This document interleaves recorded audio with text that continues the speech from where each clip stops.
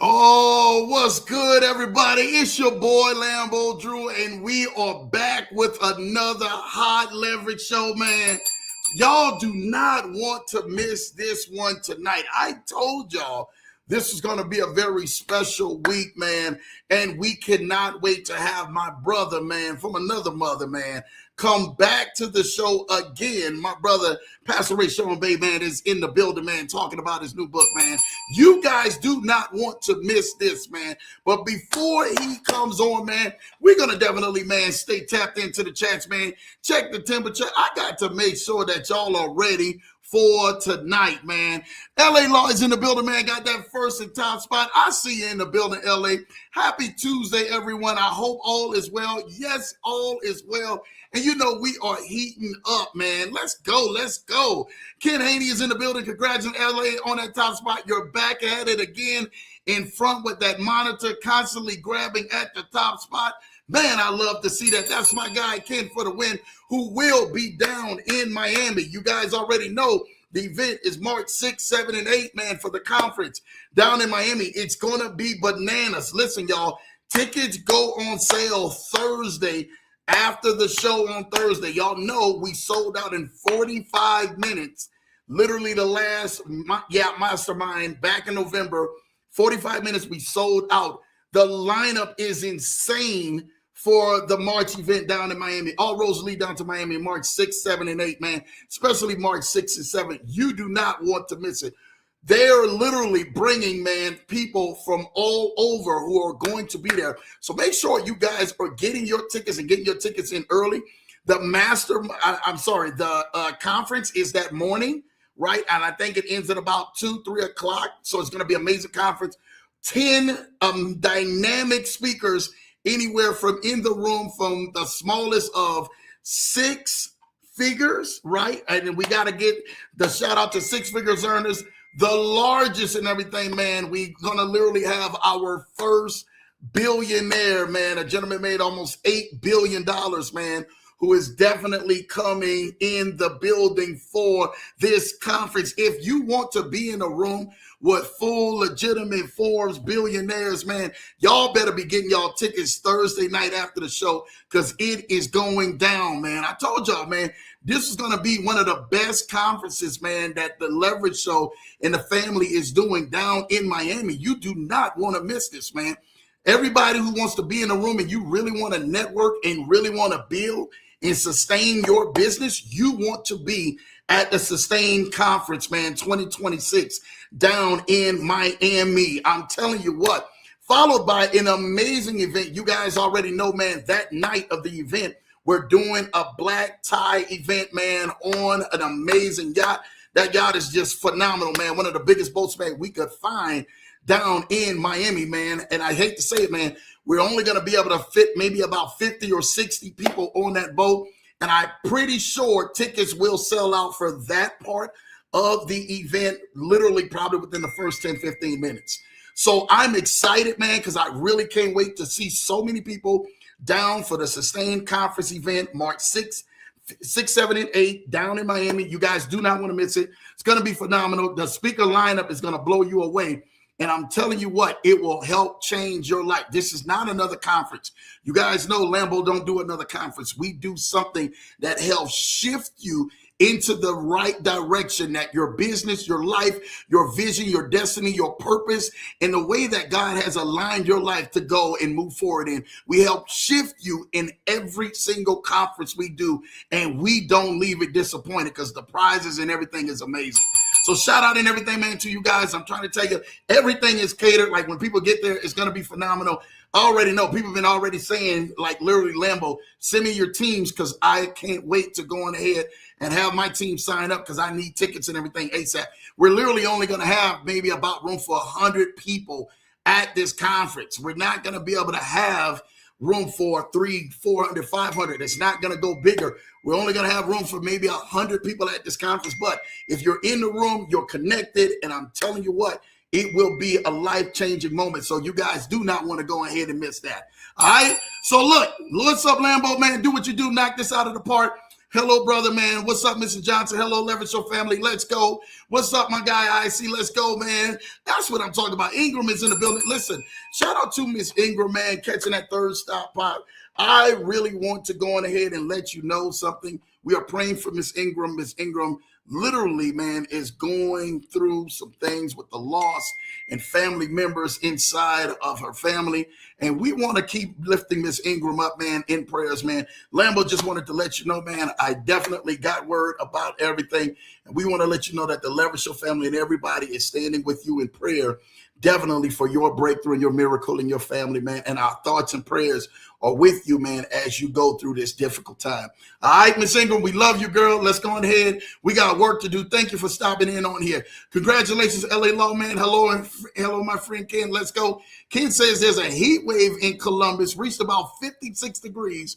The snow is melting. You may get to the golf course. We're going to see, man, Ken down to the golf course, man, down in Miami, man. March 6, 7, and 8, man. He's the MC for our amazing event. Just was the MC at the event last week, man, in Miami for the amazing E-Estate event. Shout out to them, Anthony DeLoach, and all those amazing leaders at E-Estate. We see y'all killing it over there, man. If you are not joined in, you better join in, man, and get tapped in with some of their Zoom calls to make some amazing passive income. IC is in the building. Hello, everyone, man. Happy Tuesday. I see you, IC, man, showing so much love all the way from Utah. Hello, Brother Ken. Hello, Miss Taylor. Hello, LA Law. Let's go, man. Yes, do not forget to hit the smash and like button. All you people on YouTube, my YouTube family, Lambo, Drew, TMT, the money team, make sure you are hitting the like, subscribe button, and let us know, man, that you support the Leverage Show family, and you're coming here every single week, man, with us twice a week, Tuesday and Thursday nights at 8 p.m. Eastern, man. We can't wait, man. All right, Ms. Linda is in the building. Hello, Leverage Show family. Congratulations to LA Law for getting that top spot. We ready? Let's go. Let's go. Shout out to you, Ms. Ingram. I see you, Ms. Linda, in the building. Appreciate you, Ken and Miss Ingram. Let's go. LA is in the building. My guy and everything, man. Issa showing love to Graham. Unlimited Freedom is in the building. What's good, man? What's up, all, man? Make sure you guys go like, subscribe to my guy, Unlimited Freedom's channel, man. Definitely coming with the amazing sauce. We got a lot of amazing people who are on here tonight. They are definitely coming here for my guy, Rashawn Bey. You cannot wait to go on ahead and hear what he's coming with tonight on the show. So thank y'all, man, for you YouTubers, man, who are popping in on here and showing love, man. Again, Unlimited Freedom, man. You're the man, man. Keep doing that orange and white and blue and green and yellow pills that you bring, man, to the show, man. Shout out to you, Issa, man. I see you in the building, man. My guy, Jay Ford. This is Pastor Rashawn Bey's brother, man. You know he was going to come in the building, man, to support his brother. Make sure you guys are following my guy, man, Ford Financial Planning, man, right here in the building, man, because we cannot wait to go on ahead, man, and show some love and everything, man, and do more. You know, we want to make sure that we are consistently, man, out here keeping this thing moving forward. So thank you, man, Jay Ford, for the amazing connection with you and your brother, man. You already know what time it is. Shout out to you, man, Mr. Ford, as everybody's talking about Unlimited Freedom, showing love to Mr. Ford. Jay Ford said it's good to see everybody. Good to see you, Jay Ford, in the building. We love you, my brother, man. Hey, the Leverage Show family, shout out to Miss J. I see you in the building. Welcome back. I see you out there, man, cruising on them islands out there doing what you do, girl.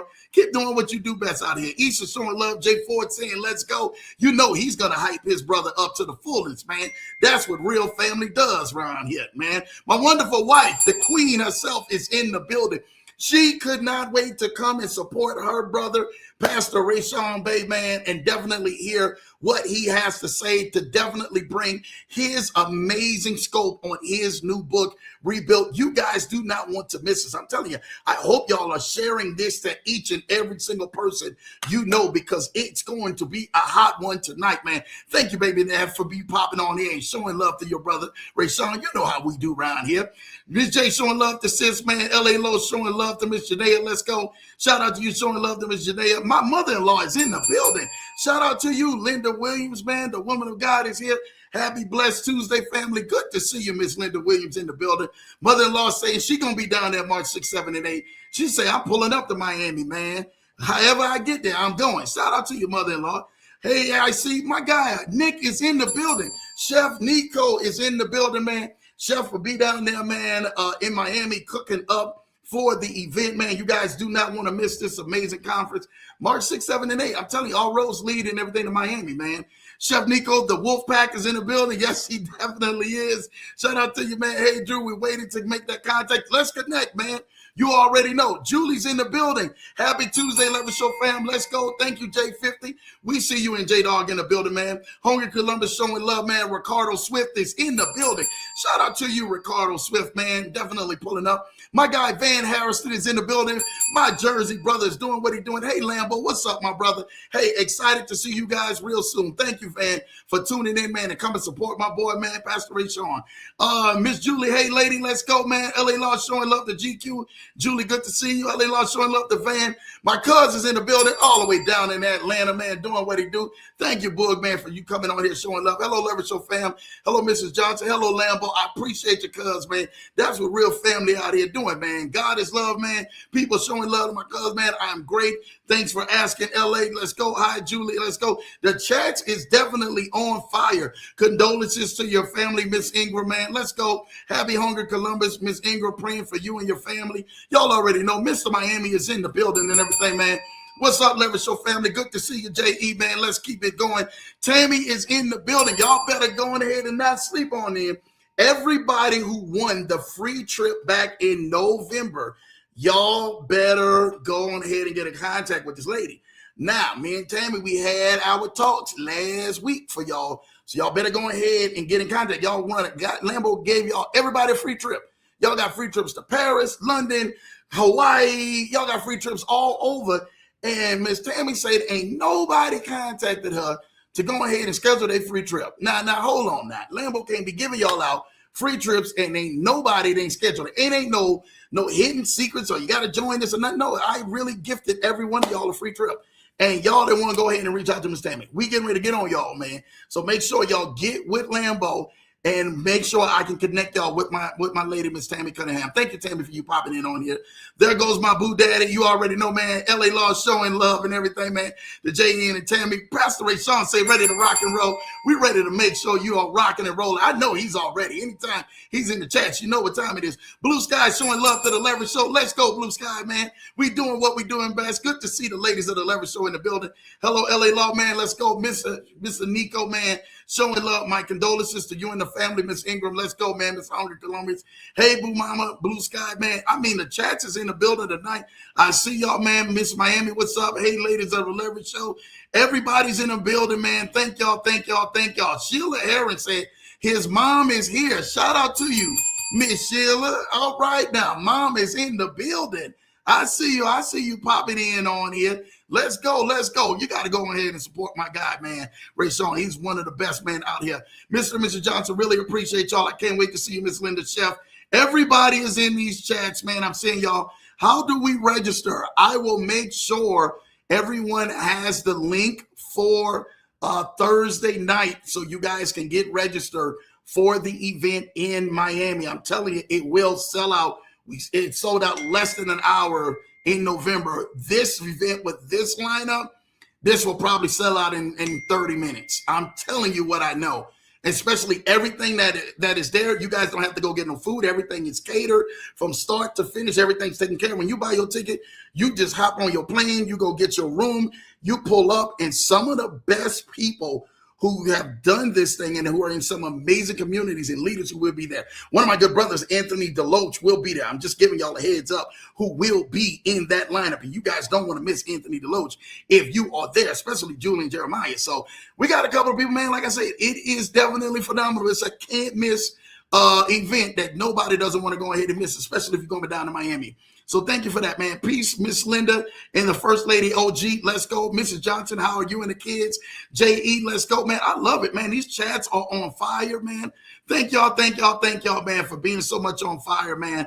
I love us seeing this. Listen, y'all, I do not want to go ahead and waste another minute. I done gave y'all 15 minutes of giving y'all shouts out and doing all of this stuff.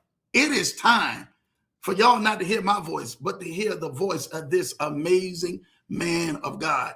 Listen, I really want to thank him tonight for literally saying, Lambo, can I go ahead and pull up to the Leverage Show tonight to talk about my book? This man has been on stages in front of thousands and still commands the audience to really impact and help people.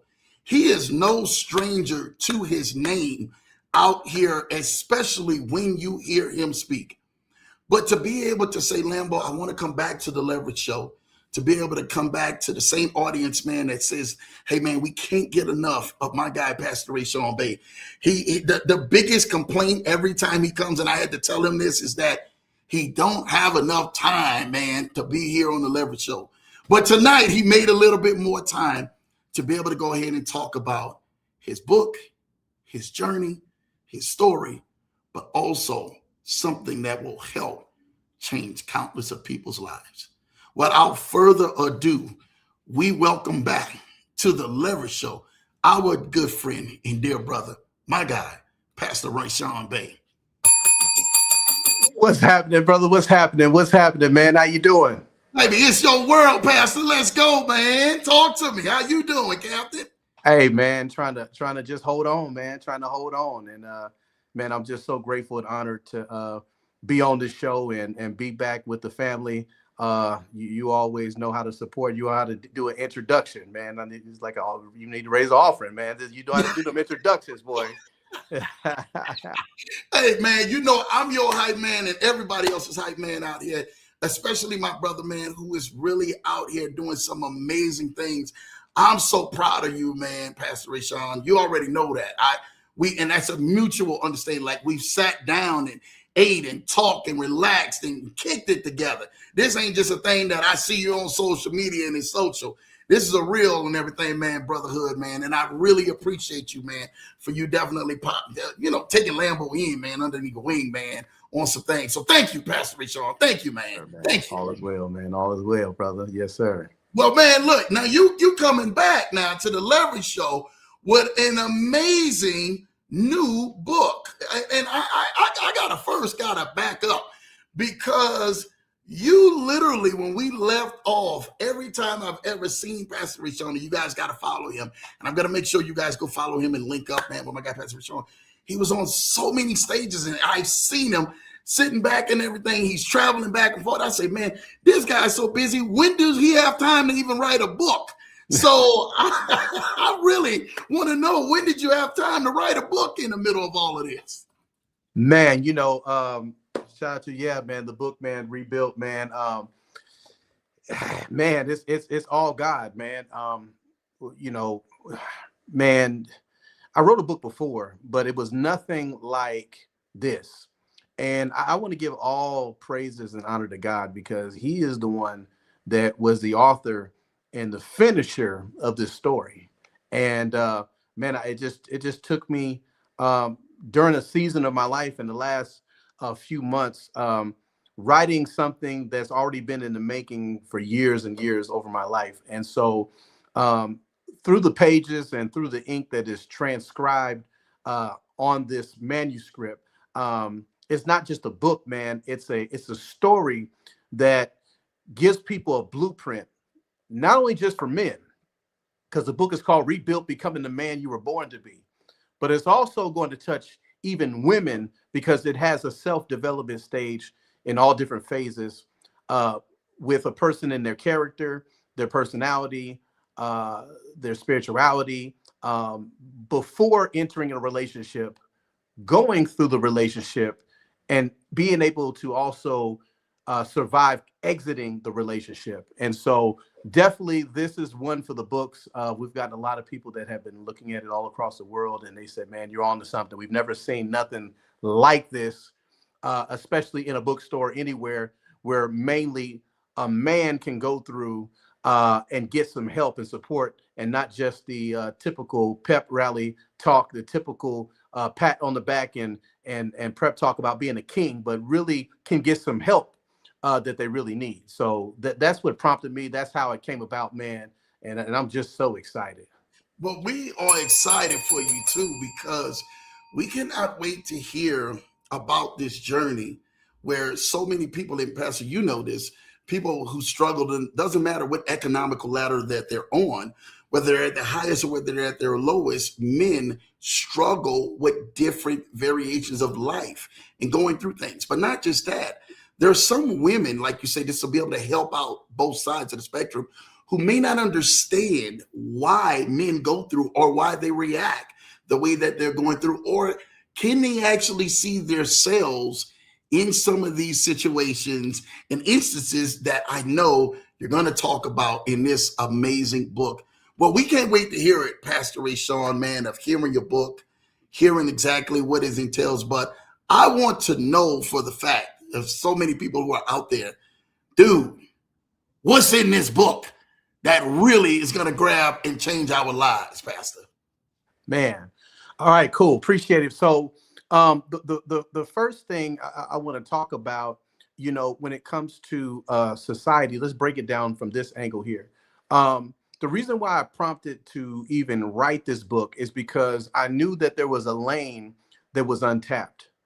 And the lane was, there are still good men who have done the right thing, who have become faithful and committed, who has walked with God, who has paid their bills, who has taken care of their children, who has made sure they were faithful and committed, and still they end up looking wrong.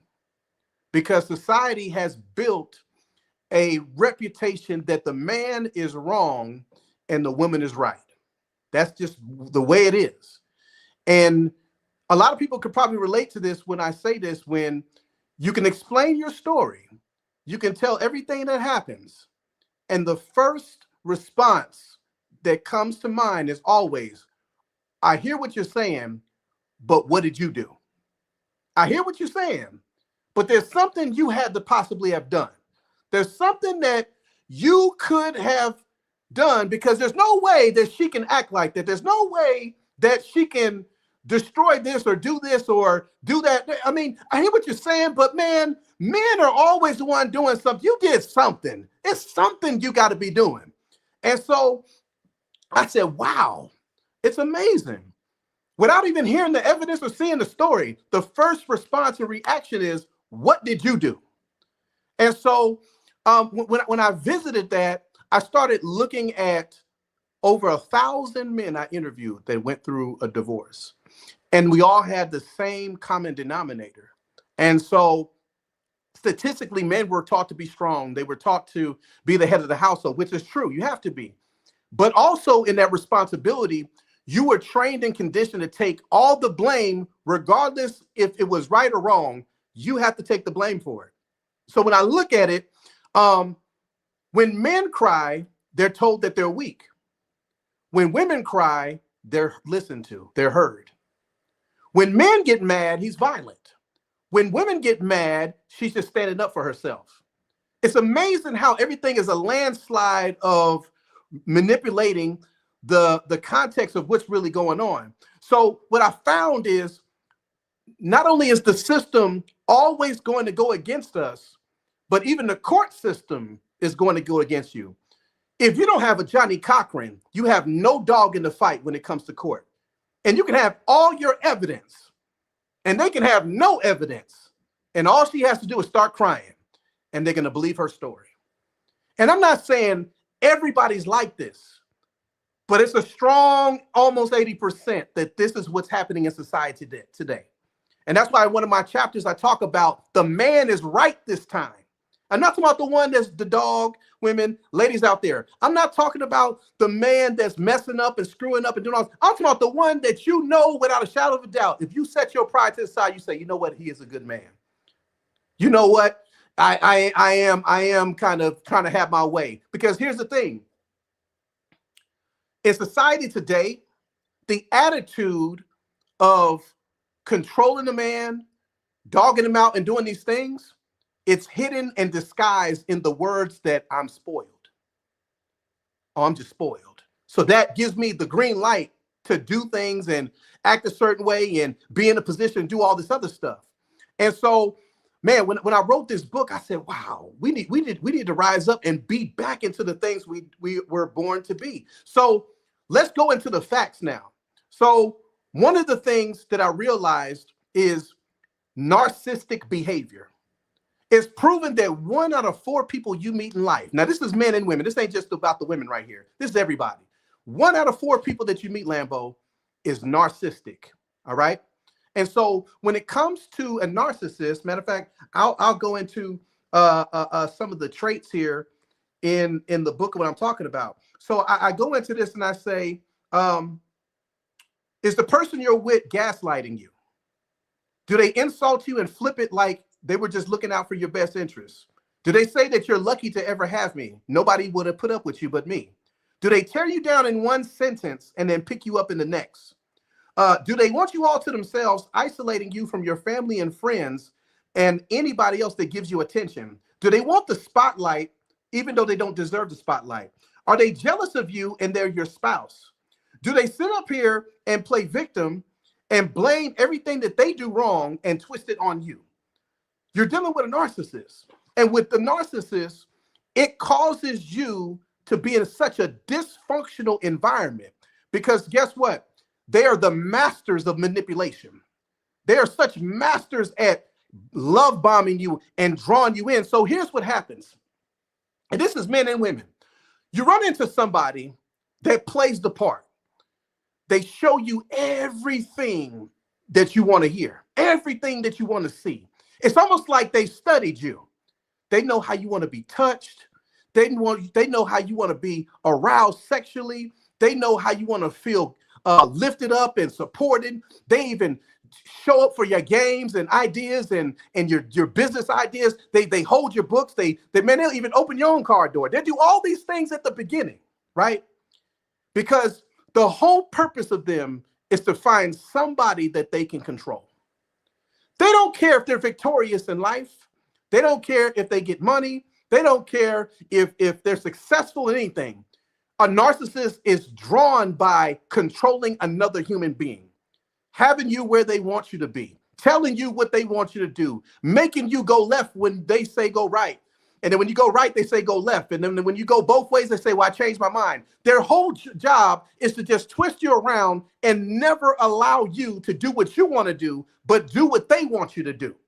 And so in this relationship, if you're not able to detect this type of stuff, you find yourself becoming victim and spending all this time trying to get out of a situation than you did trying to get into a successful relationship that you signed up for.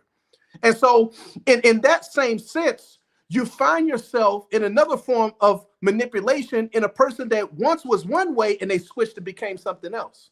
Because their desire is to make sure that they just have full control. There's no cure for this condition. There's no medication for this condition. This condition is only either you're going to deal with it and become a doormat, or you're going to set yourself free and get away from them. Because there is no other way around it. You've seen it on movies. The Good Son with Macaulay Culkin, how they play this role with everybody else and everybody can't see the person like, yo, I'm telling you, this person is crazy. I'm telling this person. They say, I don't know what you're talking about. This person seems sweet to me, because that's what they do. They do not like to get exposed. They do not like being around people that are higher level than them.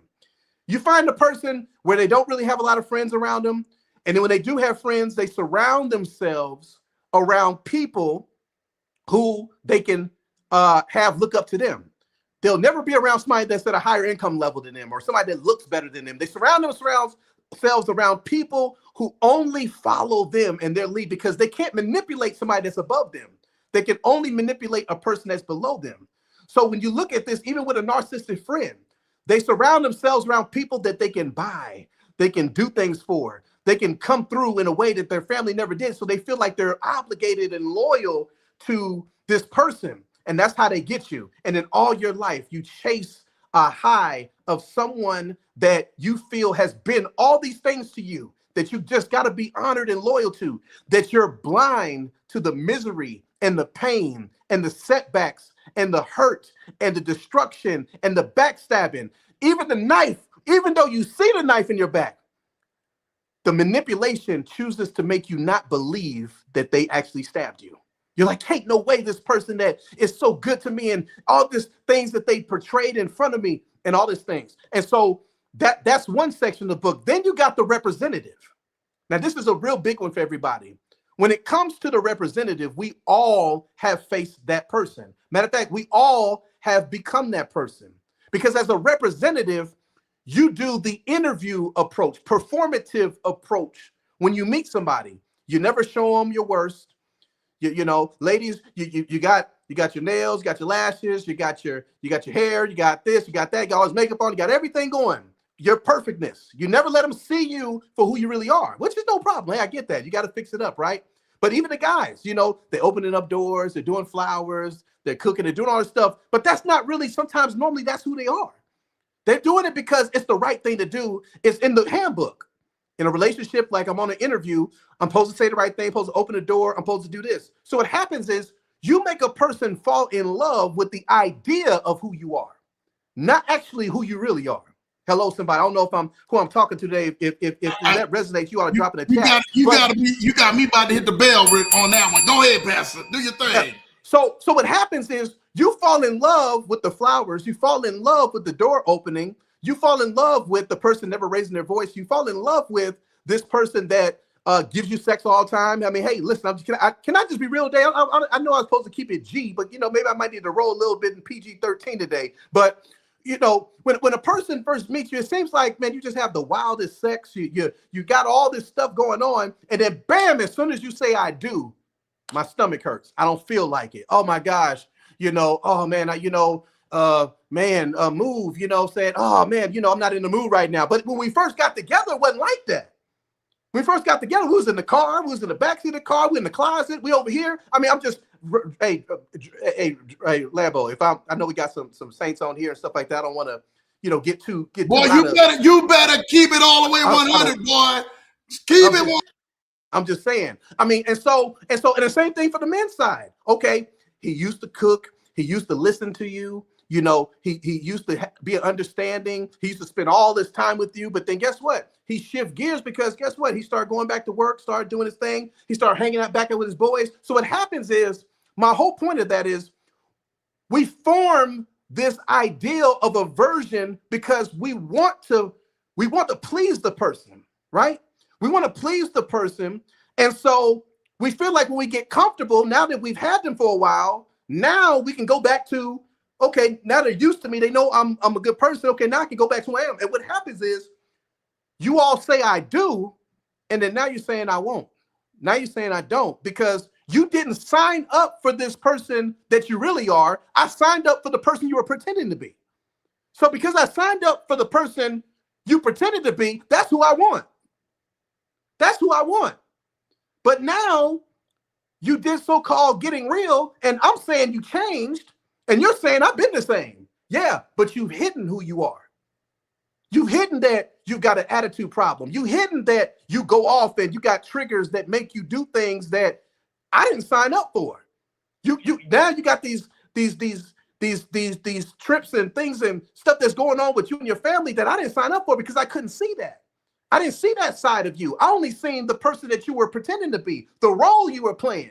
And now that we've gotten comfortable, we release who we are. Oh man, you know what? I ain't even got time to fix my hair today. Oh, I ain't got time to be doing this now. Oh man, you know what, babe? I'm watching the game. I don't feel like going nowhere. But when I first met you, you were doing all these things. You were giving me all your time. And so what happens, everybody, is we just do it unconsciously because we want to be that person, but that's not who you're consistent. You can only be consistent with who you really are. And so that brings me to my point when it comes to boundaries. You're afraid of losing a person because you're not confident with the person that you are that maybe they cannot stand.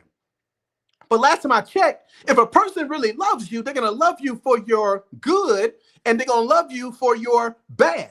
They're going to love you for your worse. And so the boundaries don't run people away. The boundaries set the line where a person respects you and keeps you. And so you can't be afraid, everybody, to not draw the line and say, this is what I'm going to accept. This is who I am. And this is what you have to deal with. Are you okay with that? And let a person that's drawn to that type of behavior, let a person that's drawn to that type of attitude. There are some people that will put up with your mess. There's some people that will put up with your attitude. There's people that will put up with your inconsistencies. There's people that will put up with your laziness. There's people that will put up with your financial instability. trying to make them accept it later on is not fair to the person. So you just gaslit this person. You made this person feel like you're this, but you're not, and you bring this, and now it's too late. We're trying to get ourselves out of a situation. And that brings me to my last point, just talking about the book, which was church manipulation versus spiritual maturity. This is a big one. I was talking to somebody earlier today, and they look at, just because a person sees you from the outside looking in, they say, oh, you guys look good together. When are y'all going to get married? What you waiting on? What's the problem? You know, God isn't going to be pleased. You know, God doesn't like, you know, you shacking up. God doesn't like this. God doesn't like that. And so here's what I realized, Lambo, and for those of you that are watching, the reason why I say church manipulation, I'm not talking about the Bible. I'm not talking about God. I'm not talking about the church building itself. I'm talking about the example, and we all had it. Somebody that lives in your house, or somebody that's been around in the family, that uncle, that grandmother, that person that you see that goes to church every Sunday, every Wednesday. They got the gospel playing in the background. They're saying scriptures all throughout the day. They're saying, I sure ain't where I want to be, but thank God I ain't like I used to be. You know, all those people like that, right? They manipulate the person that is not really a believer and doesn't know any better. Or the people that's very, very little intellect when it comes to the word. So what happens is you feel guilty and look up to this person that is in your life as an example, and that's your Christ. It's not Christ himself, it's that person, because they don't drink, they don't smoke, they don't go to the clubs, and they don't do the stuff that you do. So you think that's what it means to be living right. And so because you think that's the standard of living right, you listen to this person. And this person tells you how to live your life according to the word, and they're not even living their life according to the word. Hey, Rambo, once again, I'm not trying to offend nobody, man. Like I said, please stop me if I'm stepping on. You gotta keep going. Preach, black man. I'm just checking. So when you look at that, that becomes our Christ. And I remember growing up listening to this person and saying, dang, you know what? Maybe you're right. Maybe, you know, so you think if I start acting like this person, or if I start getting to a place where I could be just like my uncle or my grandma or my auntie or whatever, then I'm living right. When you don't understand, you could be just like them. You be just like the pastor. You be just like everybody else. And you're still a sinner saved by grace. You know? And so here's where it comes into play with a relationship. You've only known this person for 6 months. You only know this person for a year. Matter of fact, it's statistically known most divorces that ended were behind people that only known each other for 1 year or less. Because you really didn't know the person. You were dating the representative. You married the representative. Remember that. You married the narcissist. Remember that. You married the manipulator. Remember that. And so here's what happens. They're seeing you and you're like, you know, hey, here we are. You know, you're bringing around it. Like, I see you bringing around, but when you gonna put a ring on it? They're not finding out if you're compatible or not. They're just, because they see you together and because you've made a commitment, they want to tell you when you're gonna put a ring on it. You're like, oh man, I mean, I don't know. What you waiting on, son? You don't love her? What you waiting on? And then she'd be like, you know what, you're right. You know what, I can't just be living like this. You know, I just, you know, I want God to bless us. And, you know, I think we're just not going all the way. And, you know, if we go all the way, how much more he can bless us? First of all, last time I checked, the Bible says he reigns on the just and the unjust. Last time I checked, he ain't never based upon you living right to bless you, because if that was the case, ain't none of us would be blessed, because none of us have made the mark.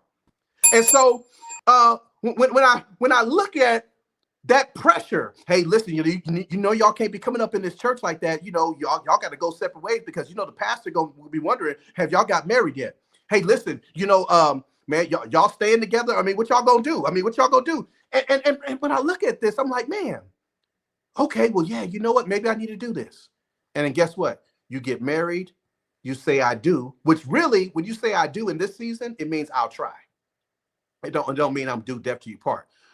And then now the person shows their real self, And that same person that manipulated you to get in the situation can't help you get out of it.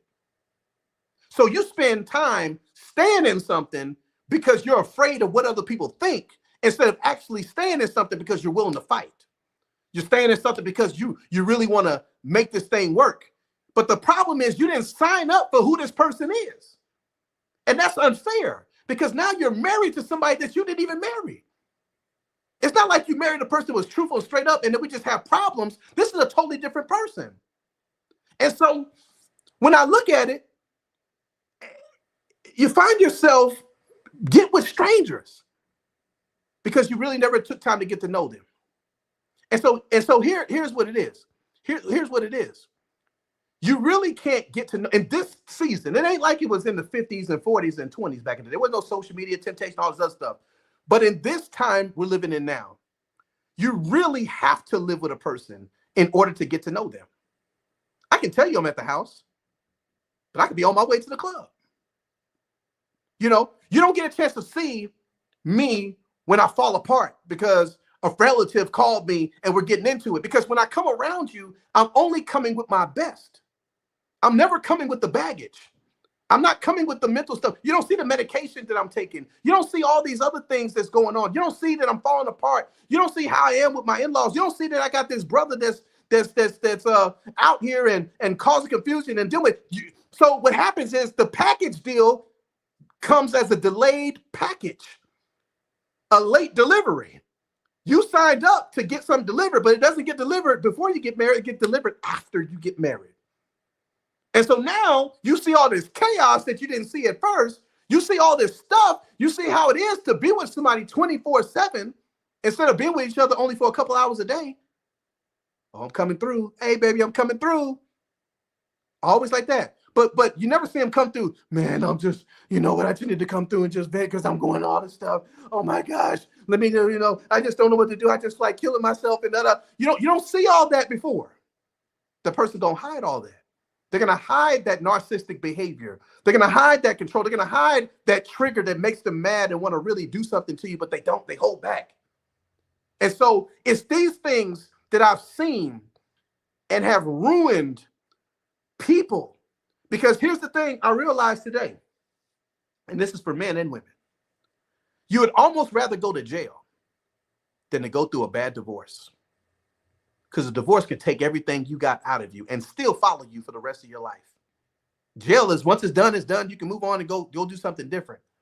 So I believe that not only both men and women can learn a lot from this book, because I didn't even scratch the surface. So much how-tos and giving examples of how to get past the representative, how to ask questions to get to the real nut and potato, because, people tell you what's their favorite color and stuff like that, but you got to put people in scenarios. In order to break and get through to the real person past the representative, you have to put a person in an uncomfortable state where pressure is on, emotions is high, and the real true person will come out. That's the only way you're going to find. You can't just do the fairy tale stuff. You have to put them in a situation where they have to expose how they feel, what's their values, their core principles, their morals, and everything, and integrity. And that's when you start to uncover past the mask. You get to uncover past the representative.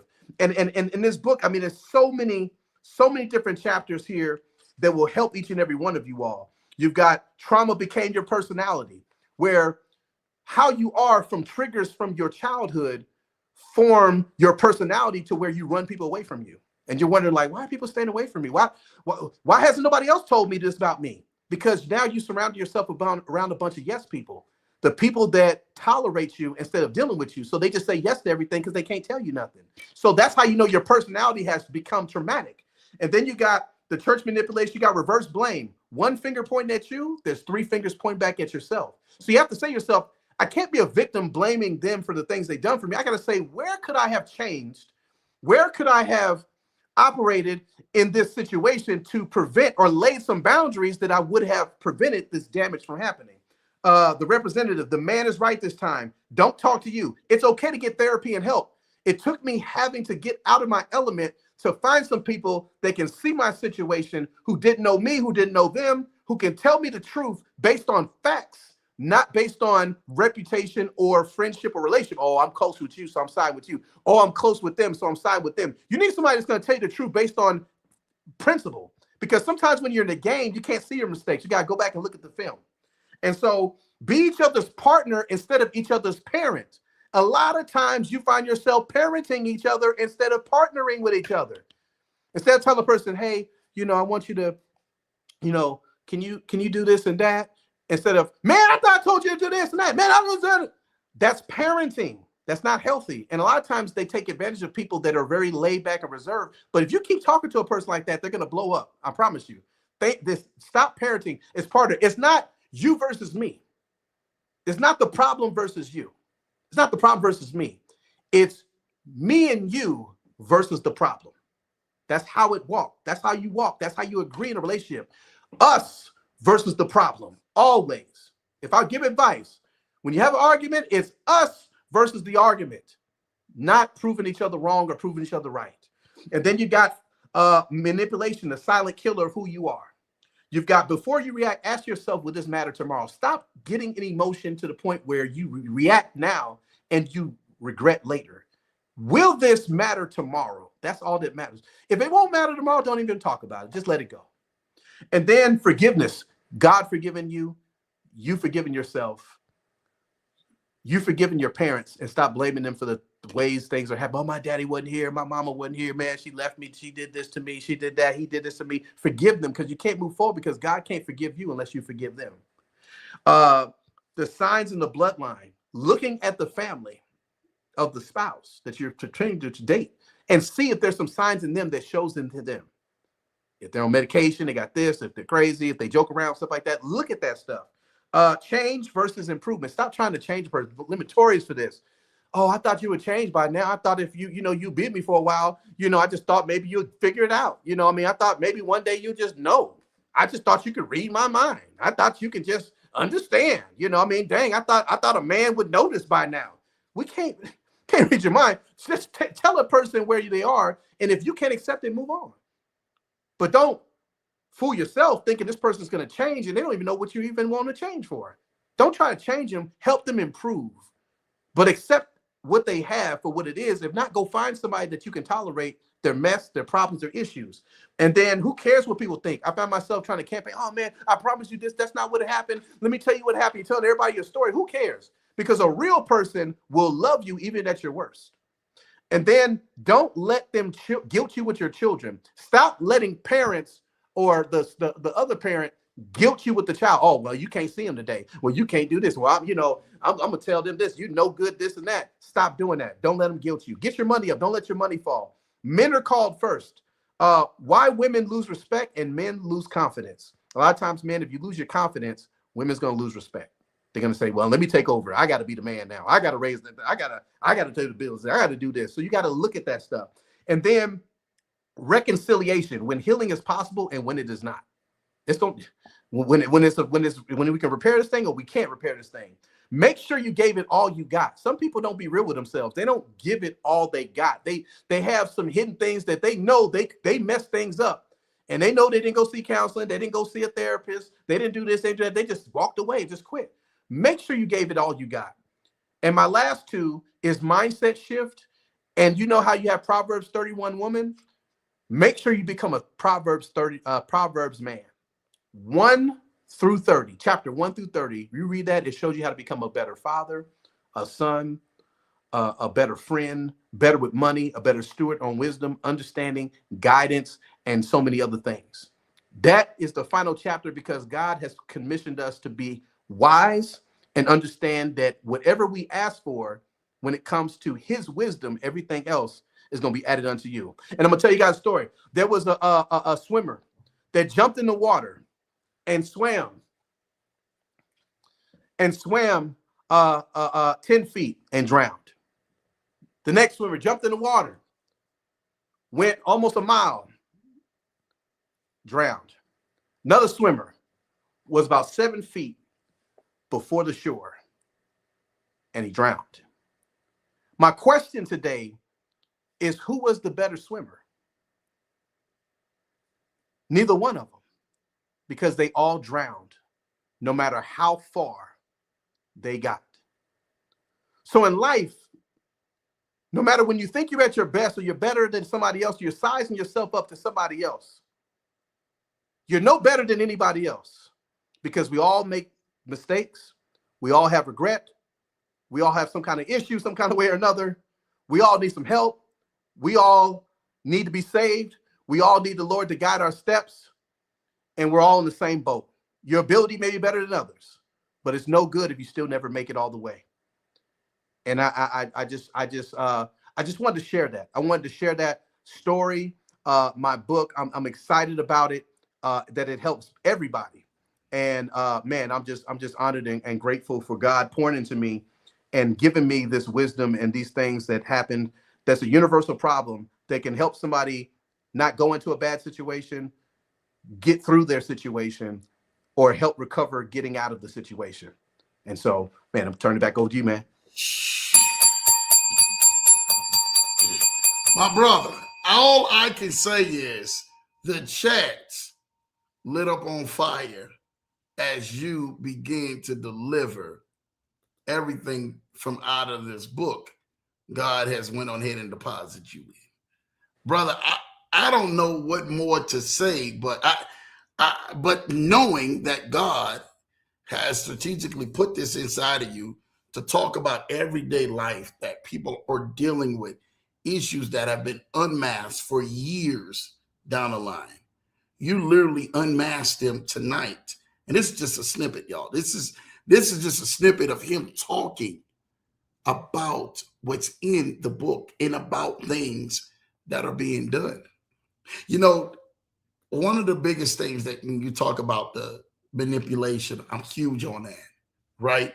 Because there's so many people who walk around with that manipulation in them, not knowing that they carry that, or there's some people who practice that without even telling other people like, hey, I'm performing manipulation.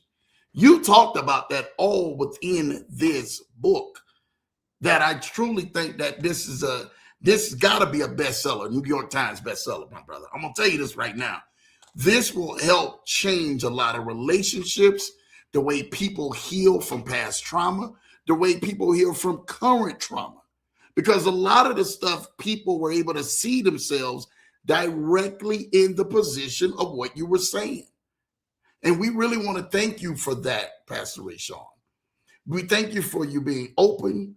You thank you for you yielding your time, your efforts. We thank you for talking about your journey and some of the things that you've seen.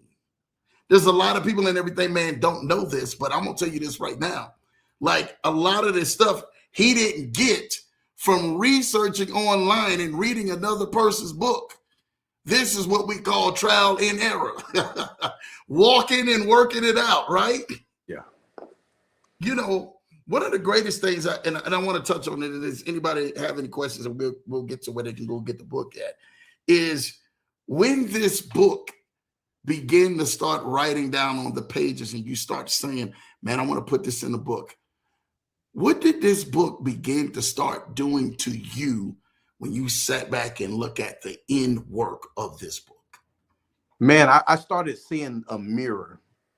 I started realizing my triggers. I started realizing trauma. I started realizing don't go into the next relationship. Especially for me, one of the biggest things was boundaries.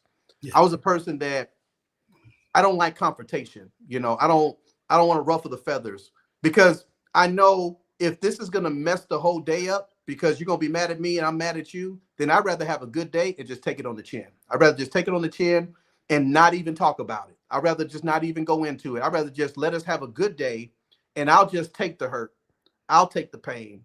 I'll take the neglect. I'll take the you holding back. I'll take all that stuff just so you can be happy, just so you can have a good day. Not me, but so you can have a good day, and I can enjoy seeing you have a good day, even though you're trying to make me have a bad day.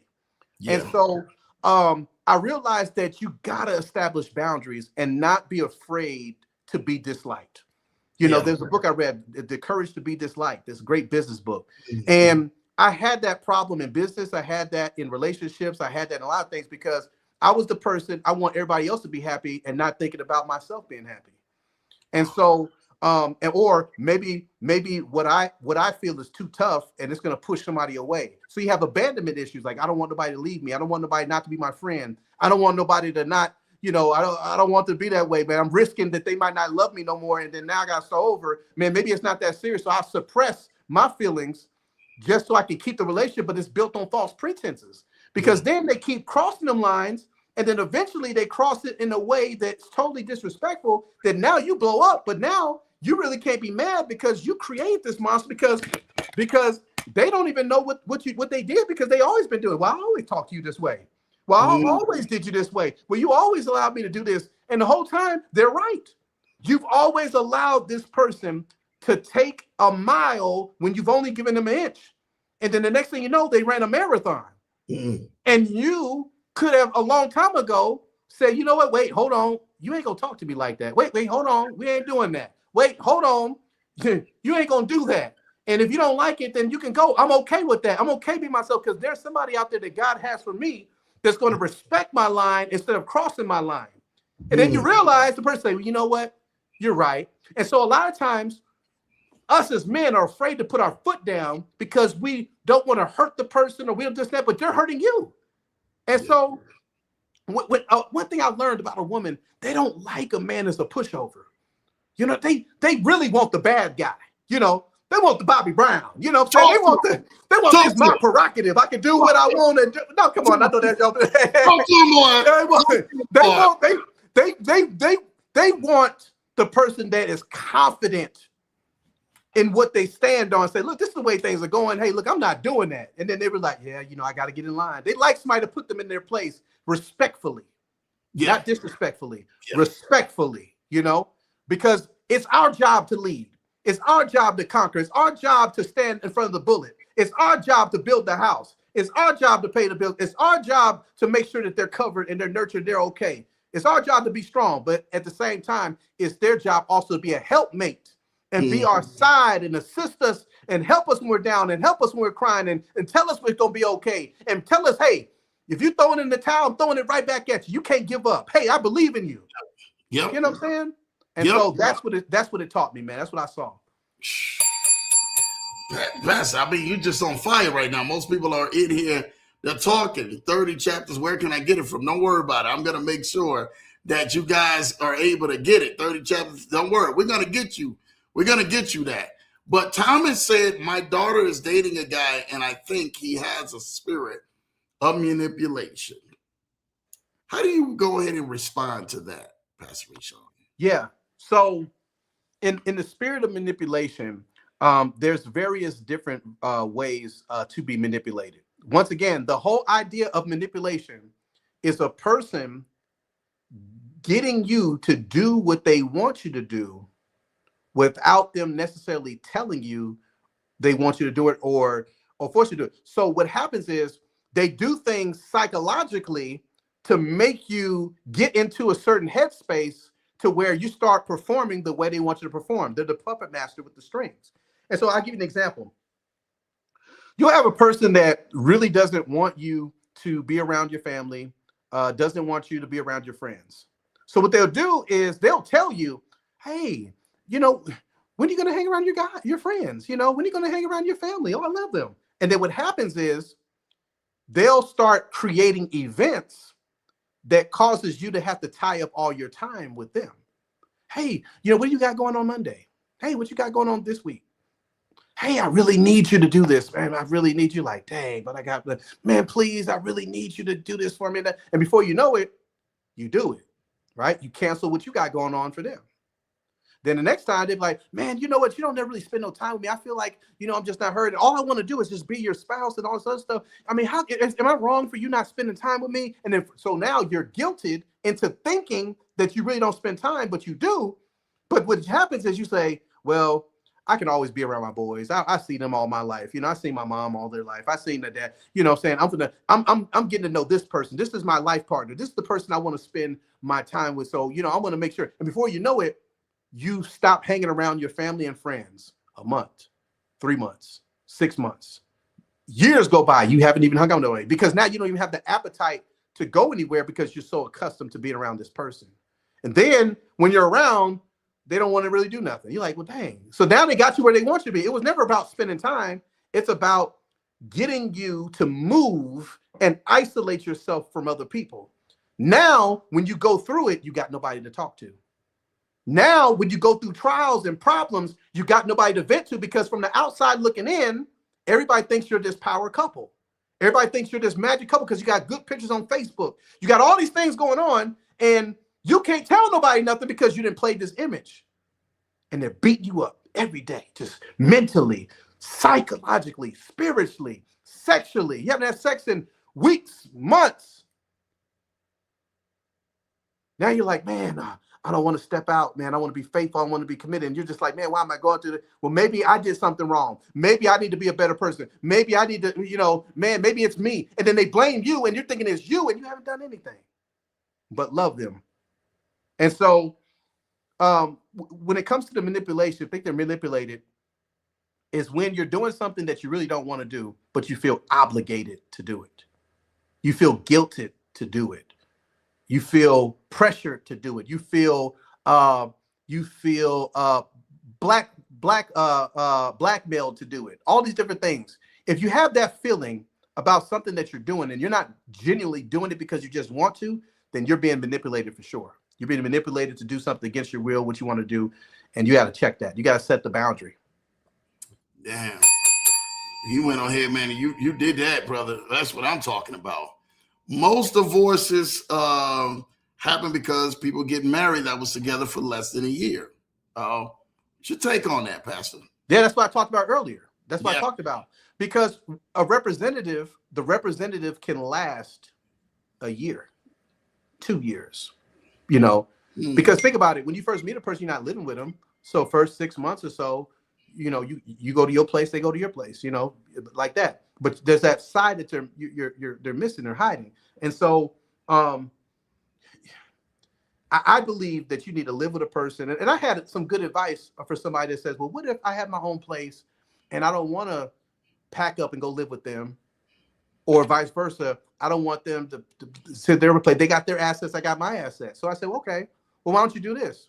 Why don't they spend a night at your house for 3 nights, and then you spend a night the next 3 nights with them? So it's like you're still around each other 24/7 doing your duties, and you both have your houses, as separate property because you're not married yet, so you have your property assets, but you didn't give up your assets. And then eventually, if you choose to, then you go find a medium place where you guys go do together and then rent your properties out. And you still got your properties, your assets, but you got something that you built together. You're not taking my stuff. I'm not taking your stuff. I'm not going, because at the end of the day, that's how it is. And here's something I'm gonna throw out there too. I'm just gonna be all the way 100. I advise everybody in this day and time to get a prenup.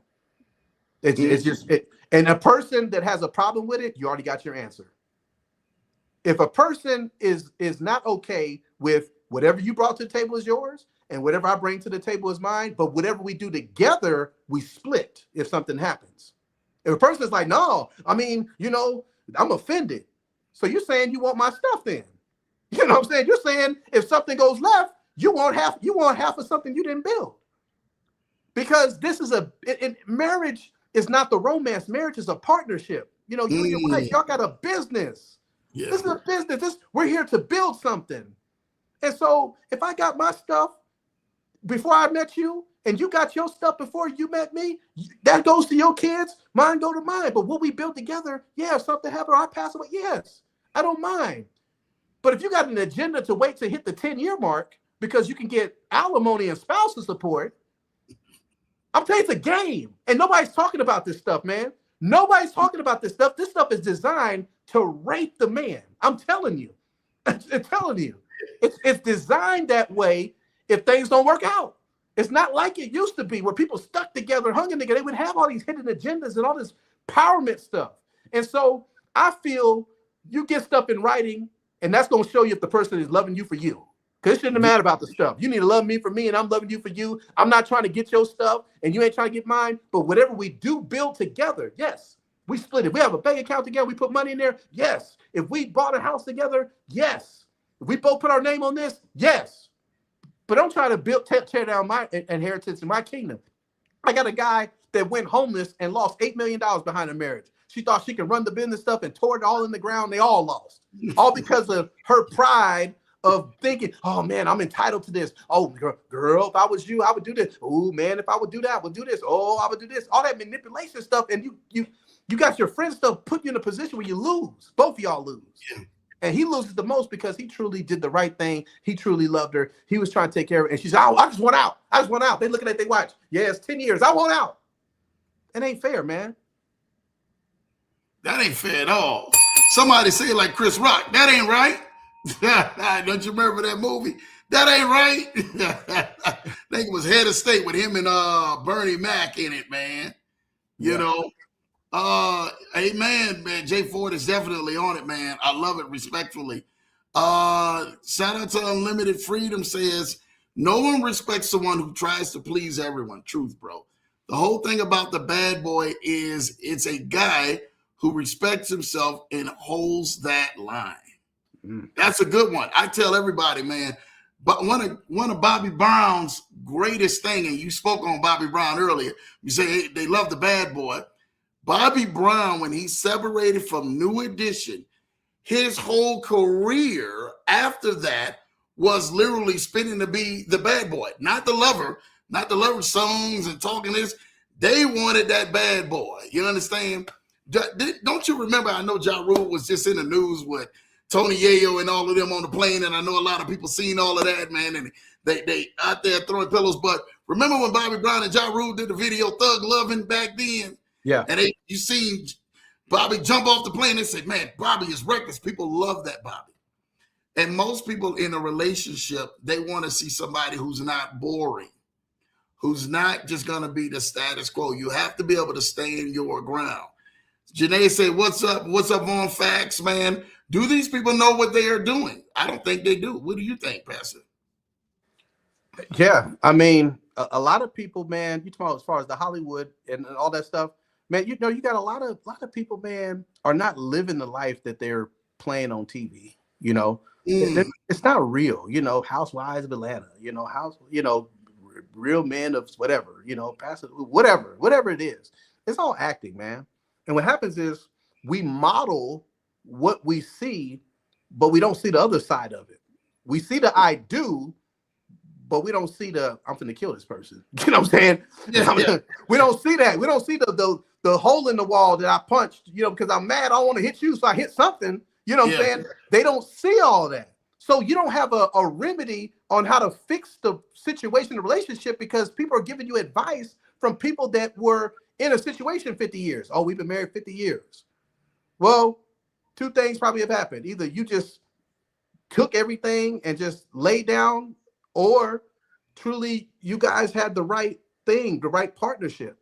And a lot of that stuff is not happening anymore. High school sweethearts, those days are not happening anymore. It's too much other stuff out there.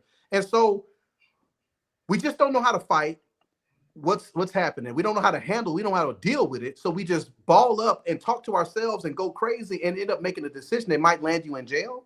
Yeah. Might land you where now you're blackmailed, where, oh yeah, you know, if you ever don't do what I tell you, I'm gonna tell the police that you hit me, or I'm gonna do this and that, and I'm gonna do this. I mean, just all this stuff that, and then when you get in front of everybody in the church, hey, how you doing? I'm blessed and highly favored, and you know, I am, you know, I just think what the Lord is doing in my life, and just, you know, all these different things, and the whole time you just got done threatening to hit me, or threatening, you know, you just got done telling me if I don't do this, I'm gonna do that. If I don't do this, if I don't do that. And if I tell somebody, they ain't gonna believe me because you played this role. Yep. I tell people all the time. I tell my people who know me, man, I say, man, just be a man about it. Yeah. What are you gonna do about it? Just be a man about it. If you're gonna be a woman about it, or be a man about it, just be a man about it, or just be a woman about it. That's how you're gonna be able to get through these things. Thomas said the guy she has don't want to work. Mm-hmm. He just wants to run his business and live with her, and she runs to us. Oh wow. Wow. What does she mean by that? He doesn't work, but he runs his business. So yeah, what Thomas explain on that? Because I would love to hear about that. Runs his business and live with her. She runs to us. Okay. Yeah, I would like explain on that, Thomas. We want to hear more from that, so we can go ahead and see, man. Like, man, what's more about that? Linda say that certainly ain't right, man. The bells, definitely, Linda. We hitting bells. David Sims says, "What's up, Ray Ray? Don't play." That's my boy David. Shout out to you, Dave, man. In here, Thomas says she is her boyfriend, the spirit of manipulation. Oh wow. So does he run the business or does he work? Like, that's what we're trying to figure out. So does he have a business or is he trying to get a business, right? And does he work? Let us know and everything, man. Does he work? Because that's the boyfriend, right? We want to make sure, because a lot of people and everything, man. And Thomas, I know Thomas is a little older, so I know he takes his time to go on ahead and do that. People are quick to call it quits instead of working things out. That's facts. Yep. That's what it is. I mean, it is what it is. Yep. Go ahead. I want to know something. What was the final tipping point though for you, Pastor, that just said, I can't do this anymore? Like this, at this point in my life, I love myself more. I'm doing all the right things. What is it at that point that you said, hey, I got to pivot. I got to shift. I got to do something different. Right. Number one, when the word doesn't matter. When I pull out the scripture and the person says, it don't matter what the word says, and they don't follow it, because I know if you won't listen to God, you're not going to listen to me. Number one. Next thing is trying to get therapy, and they're constantly lying to the therapist and not trying to get anything better. It's more of, let's blame me and not get each other better. Let's not talk about my stuff. Let's cut you off when you're explaining things, and let's talk about you again. And at those points there, trying to go to the church and talk to them, try to go to these people, try to go to all these. We went to several different counselors, several different people, several different things. But the tipping point was when the word didn't matter. And when God doesn't matter, then there is no other source behind it. Last time I checked, Lambo, correct me if I'm wrong, there's nobody else you can go to past God that can help your situation. So I knew when God can't help the situation, nobody else can help the situation. And at that point, when it got to that point, and when it gets to the point where eventually it's going to resort to violence, or eventually it's going to resort to massive destruction, jail, losing integrity. After 3 years, 4 years of trying to just keep working, keep trying to figure out, doing everything you can, making sure you've done everything you can, making sure you've done everything that you can to improve. Make sure you work on the complaints that was against you. Okay, I worked on that. Okay, check. Okay, I'm doing that. Check. Okay, you said I'm doing that. I'm going to change that. You say I'm only doing this. I'm doing that. Okay, you say I'm only hanging over here. Okay, I'm hanging over here. I made sure I did everything on my part. And when that still didn't matter, I said, okay, it was never me. Okay, because I fixed all that. The counseling, the therapist, none of that. God. And I did my part to make sure that anything I'm doing wrong, then it was an easy decision. It was a very, very easy decision to walk away, because I said, either I'm going to be unhappy and victimized to changing my identity to match what they want me to be, or I got to walk away and go find myself and the man that God created me to be. And that's how I came up with Rebuilt, because I'm rebuilding who I was born to be by finding out those stuff in this book that everybody should learn from, that helps them understand the building process, the healing process, the reconstruction process of what you can do, look out for. And I talk to the young men today, young women today. It's not about trying to worry about staying out of jail or staying off drugs, but it's about not ending up with the wrong person and ruining your life.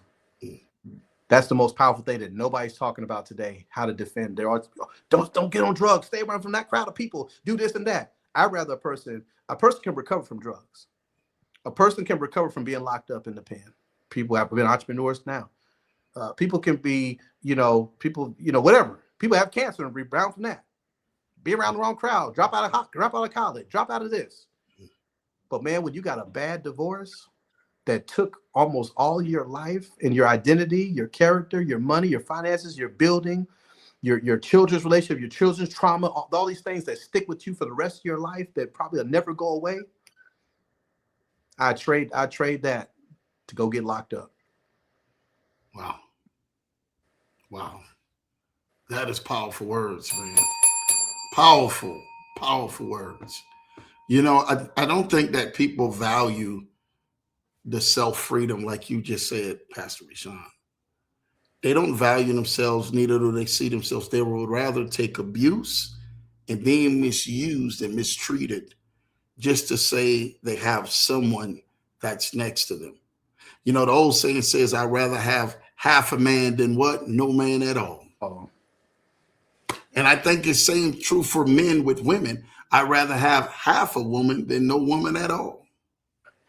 You know, I don't think that we have enough men, though, who really see themselves like how you got a chance to see this with bird's eye view and really looking into it and saying, you know what, this is not right. I need to really go ahead and rebuild myself. I need to shift. And there is time to still go. We're in no way condoning people to be out here walking out of marriages, right? Mm-hmm. We're not saying that. What we're saying is that if you are in something, and Pastor, actually, I want you to speak to them. If you are in something that's unhealthy and somebody who was in your shoes, what would you tell that person today who's watching? Get the book for sure.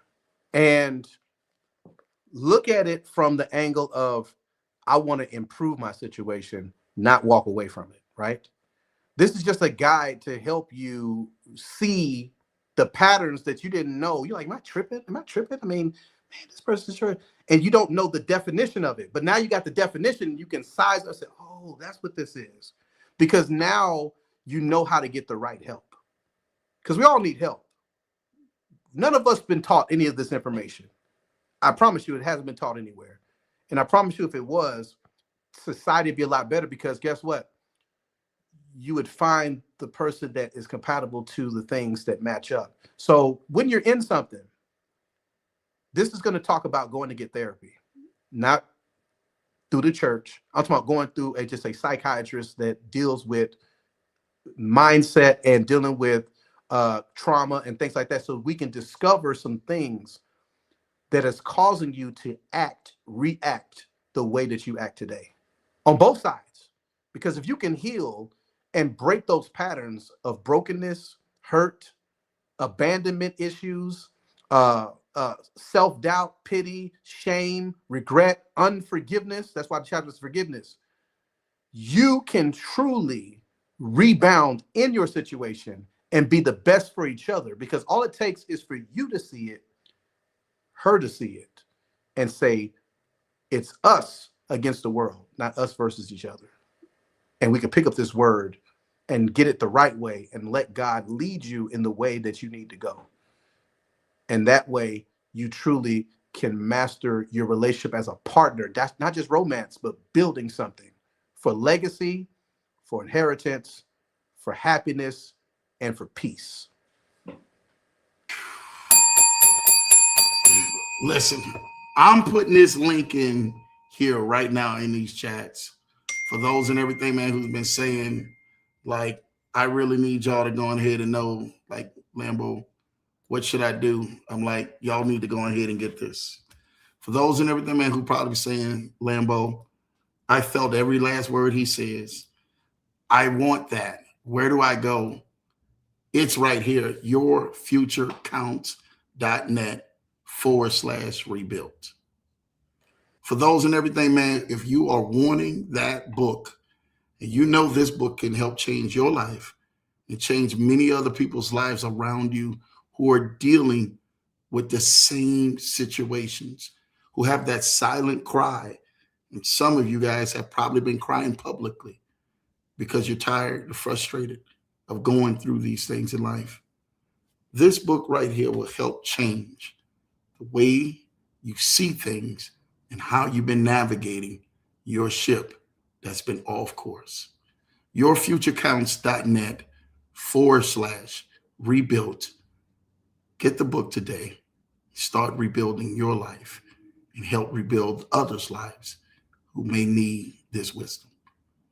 Pastor Rashawn, we just thank you, man, tonight. I mean, you just said a mouthful of other people really trying to get the help that they need, and knowing that someone could go ahead and put the pieces to the puzzle back to their life. I really do thank you, man, for this tonight and what you've done. I'm telling you this right now. This is definitely changing some lives. Yourfuturecounts.net/rebuild. Help rebuild your life. Thomas did say he's not making enough money, so he lives off of her. He has a business, but he is barely making money. Okay. So it sounds like he's a struggling business owner then, Thomas. What would you say to that? Because we have people, man, who are, they call them chasing their dreams, chasing their goals, chasing their visions. They're struggling and they're not being able to go on ahead and move forward in life. Is that person being taken advantage of? It looks like the daughter is helping out the guy. That's what it sounds like, Tommy. That the daughter's helping out the guy. So she's financially look like she's supporting him. Where do they find out so they can actually have some resolutions at? In chapter 17, where I talk about get your money up. You know, as a man, no matter how kind, loving, respectful, or faithful you are, you must have your own money. The Bible is clear. If a man does not work, he does not eat. One of the biggest factors tied to respect, whether people want to admit it or not, it's a man's ability to hold his own. Yes, people may be willing to help. Yes, support can be given. But when that help lasts too long, something shifts. I've seen it happen over again. The tone changes, respect changes. So my point is, you need to do whatever it takes to make it happen. I'm talking to that person that has the business. Because at the end of the day, whether you're an aspiring entrepreneur or a struggling entrepreneur, you still have to hold it down and do your part. Whether you got to go get another job on top of it, or get another job on top of it, or another business on top of it, or whatever, your job is not to let your dreams shatter your legacy that you're building. Because guess what? Most people that say they want something, check this out. If your goal does not have a deadline, you're just making a wish. I'll repeat myself for the people in the back. If you got a goal and there's no deadline, you're just making a wish. You're just wishful thinking. Oh yeah, one day, my business, one day, put a deadline on it. In 3 months, this business is going to do this, and I'm going to do whatever it takes to make it happen. But a lot of times you want the idea of entrepreneurship and freedom, but you're not willing to put in the grind. You're not willing to put in the work. You're not willing to get your hands dirty. There's 3 types of people. There's somebody that says, I'll try. So that means, okay, I tried, but it didn't work out. Then you got the person that says, I'm going to do the best I can. So when your best is not the best for the situation, you'll say, well, you know, it wasn't me because I know I gave it my all. And then there's the last person that says, I'm willing to do whatever it takes. Whatever it takes. That's the mindset if you're going to be an entrepreneur. If you're going to put your family's life on the line and carry the weight of being a responsible man, you got to have that, I'm going to do whatever it takes. There is no plan B, plan C. This is going to work, and I'm going to make sure hell or hot water, I'm going to get it done. And if I don't, I got to still do what I got to do to not put my wife in a position where she got to try to carry the load for too long. I believe you should support him. Help him while he's doing things. But brother or whoever you are, you need to make sure that you get your stuff together and get on it fast. Because just dragging stuff out because you got wishful thinking, you don't have a good business plan, you ain't got no skin in the game, you're not really working, you're laying on the couch, you're playing the video game, you're taking breaks, you're giving yourself unlimited lunch breaks and all this other stuff. You got to grind. You got to say, I'm not going to eat until I make some money tonight. I'm not going home until I'm putting myself on punishment if I don't get this job done. You got to do what it takes because she is counting on you. And if your stuff drops down, she's got to pick up the slack. And that's not a family. That's not the way the Bible designed it to be. Yes, she got her money, But man, you got to take care of everything. So that's my take on that. Boy, I can throw this bell at you. My goodness, Pastor. I throw this bell at you. Whatever it takes. When you said extended lunch breaks, I said, I lost. I was back here losing it, man. I said, extended lunch break. You know there's some people, huh? You know that. I always tell everybody, if you're a bad employee, how are you going to be a good boss? Exactly. It's not going to work. Leadership and everything, man, starts from servitude first. Leadership starts from servitude. Remember, in everything, man, the old folks used to say and everything, what you're willing to accept at the beginning, you're willing to regret in the ending. So for those and everything, man, you said that earlier about people accepting things. If you accept it, and you say, well, I've done this way. I've always done this way. Well, then you've accepted it at the beginning. You're willing to regret it at the very end. So I'm telling you this right now. Thomas, no problem. No worry. I understand. Sorry, the best I can say. I know Thomas is an older guy, so grandpa in the 70s and all of that from Boston. So shout out to Thomas and everything. I have some friends that would rather have half a man. Yes, my wife, she knows, man. Right on, all of that. Great. Thank you, GQ. Thomas, Blue Sky says, Thomas, do you think it's possible for you or someone she trusts to send her some videos from R.C. Blake's? God has been blessed and able to speak to women. Amen. In a special way. Yeah. Blue Sky, I'm willing to do whatever I can. Andrea Thorne says, I know how it feels. Let's go. Thomas, he was speaking to a woman that causes them to rethink choices and help them regain their scripture. That's good. Pastor, you touched on so many things that I went through. People always say happy wife, happy life. But what about the guy's happiness? Truth. That's what I talk about in my chapter, Become Each Other's Partner. Don't become each other's parent. It's not happy wife, happy life. It's happy house, happy spouse. Boy, you better say that again. Yeah, it's not happy wife, happy life. It's happy house, happy spouse. Both of us got to be happy.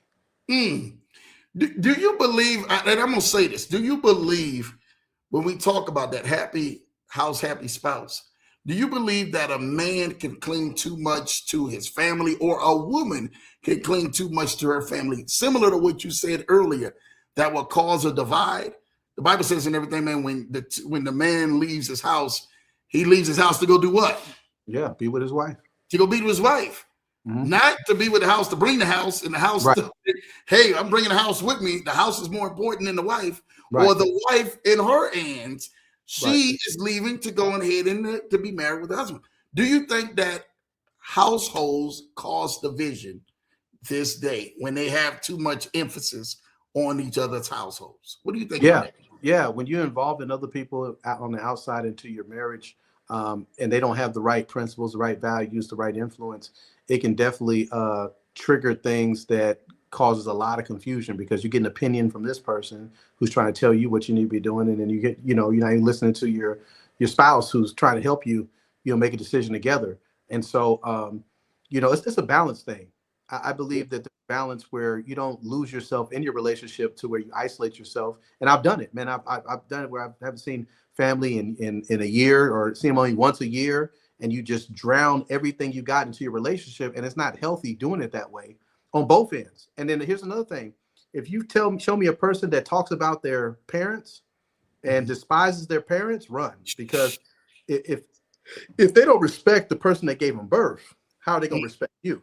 Come on now. Especially a person that didn't do nothing to them. A person doing anything to them. But even biblically, the Bible says, honor thy mother and thy father, for thy days will be short. And if you're attached to them, your days going to be short too, and you ain't got nothing to do with it. But it says something, if their spouse, I mean, understand, your parents, you may have blamed them for some stuff or whatever the case would be, but you still got to honor, respect, and still be the bigger person to try to reconcile that relationship between your mom, your dad, your grandpa, whoever that person was.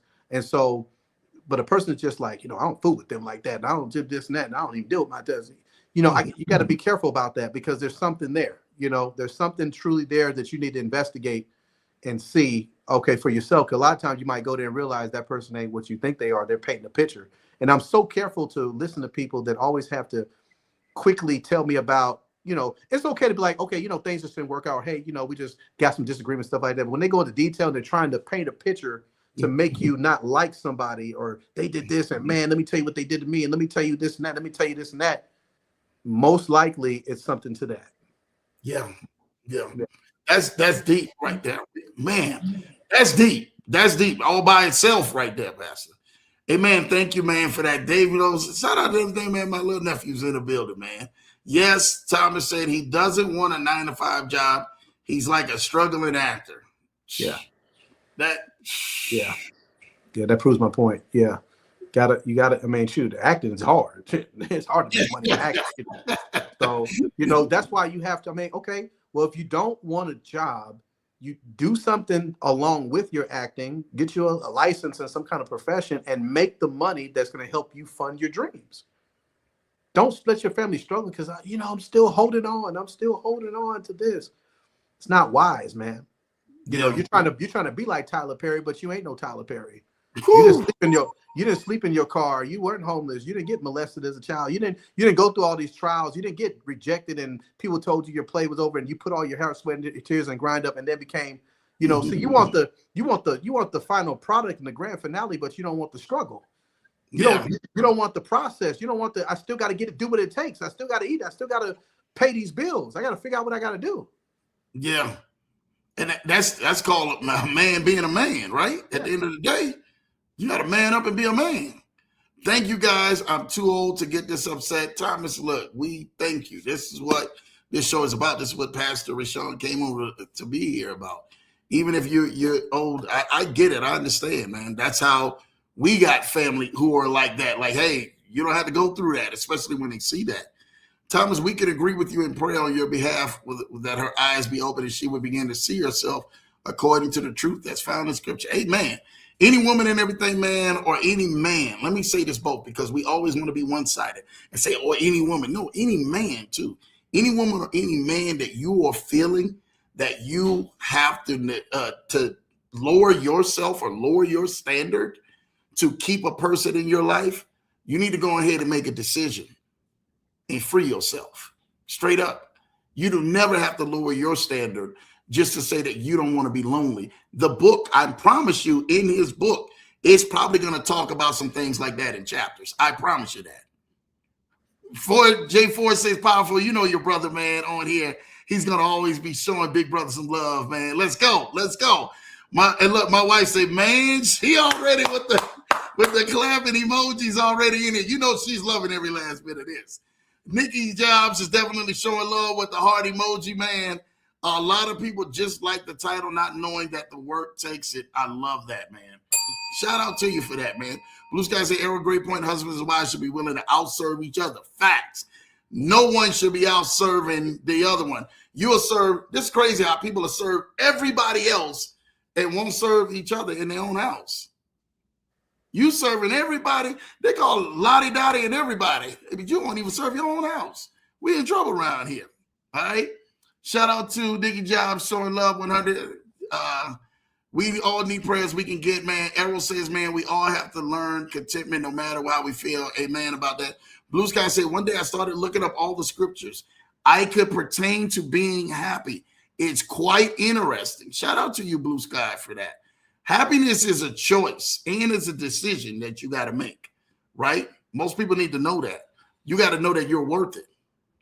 I'm going to borrow that happy house, happy spouse. Too long a man's feelings aren't important. That's why a lot of my fall short or just shut down and disconnect. Oh, wow. That's truth, though. That's truth. You can't, again, yes, that's his issue. He puts his family first and he goes to her house and lives off of her. So she runs to my wife and I. Oh, my gosh. Well, you need to cut that bum. Do you need to borrow my shotgun, Thomas?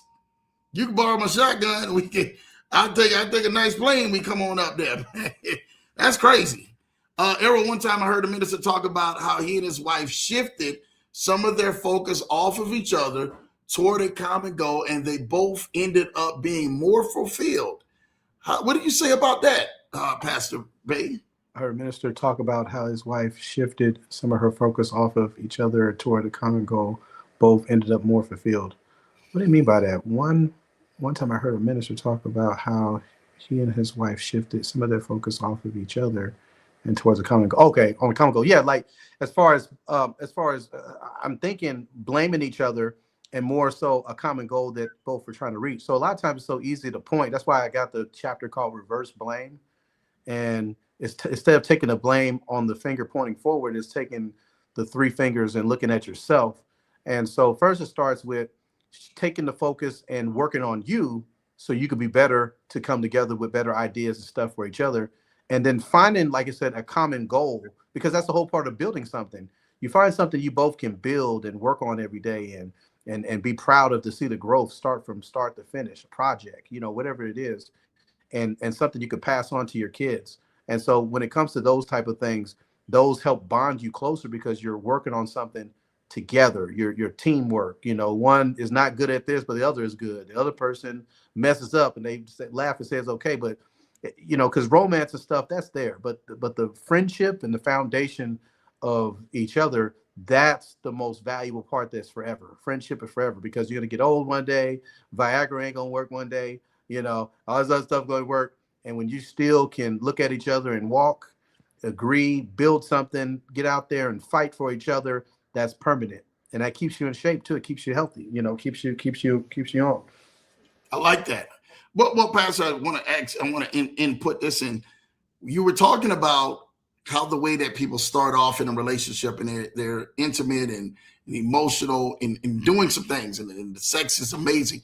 Do you think that when people begin to shift their focus off in sex or even intimacy goes out of the window, that's a strain on any relationship? Oh, yeah. When it's out the window and it's not there? Out the window, when it literally ceases to exist at that point. Yeah. I don't know where that comes from or what happens, but I've even seen it in a movie where the guy, I was watching, it was Megan Good, and I thought it was Megan Good, and she was trying to be on the guy, and the guy was like, "Yeah, baby, I got to go to work, I got to do this." I'm like, "Megan, dude, tripping." I'm like, "What?" But I was, but it just, people have to say what it took to get you guys together is what's going to keep you together. Yeah.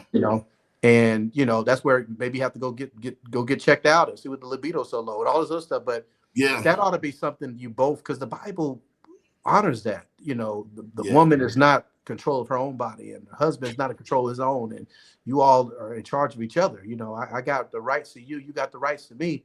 And that's a part of intimacy that builds such a great connection. Now, of course, if you guys are pissed off at each other, sometimes it's hard to, being, not for me, for me, I'm, it don't matter. I'd be pissed off, sad, no.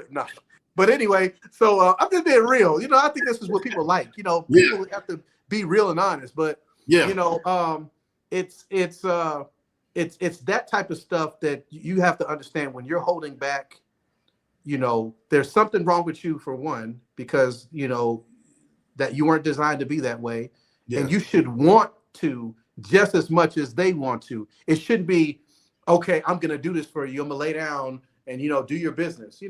I mean, that doesn't make a man inspired about doing nothing anyway. Cause like, well, dang, you don't want to really do it. I mean, it should be both people desire, because not only one, I love this person, two, it satisfies you as well as it satisfies them. Three, it's going to satisfy them. Four, it's going to bring another closeness of intimacy, your soul ties, it just entwines, and it just keeps things, and then it keeps you from desiring somebody else. It keeps you from looking outside your relationship, because you holding back, women, you holding back is not making your man stay faithful to you. I promise you, it's not.